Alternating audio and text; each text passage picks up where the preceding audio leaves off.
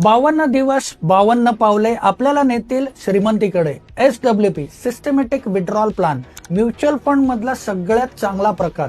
हा समजावून घेण्यासाठी आपण बँकेतला MIS आणि म्युच्युअल फंड मधला SWP हे आपण एका उदाहरणासह समजावून घेऊया. जर एखाद्या व्यक्तीने 10 लाख रुपये म्युच्युअल फंड मध्ये इन्व्हेस्ट केलेत आणि 10 लाख रुपये बँकेच्या FD मध्ये इन्व्हेस्टमेंट केली, तर त्याला दर महिन्याला बँकेतून सुद्धा 5,000 रुपये विड्रॉल आहे आणि म्युच्युअल फंडच्या SWP मधून पण 5,000 विड्रॉल आहे. 10 वर्षामध्ये त्याने 6 लाख रुपये दोन्हीकडून परतावा घेतलाय.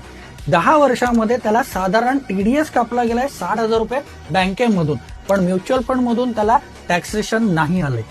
आणि 10 वर्षानंतर त्याने बँकेतून 10 लाख रुपये परत घेतले, पण म्युच्युअल फंड मधल्या SWP मधून त्याला जवळपास 21,78,000 रुपयाचा कॉर्पस क्रिएट होऊन मॅच्युरिटी मिळाली. म्हणजेच काय की 10 वर्षामध्ये बँकेतून टोटल 16 लाख रुपये आणि म्युच्युअल फंड मधून साधारण 27,78,000 रुपयाचा परतावा त्याला मिळाला. यावरून आपल्याला कळतं की म्युच्युअल फंड मधला SWP किती फायदेशीर आपल्याला ठरू शकतं.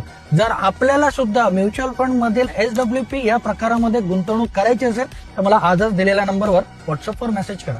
धन्यवाद.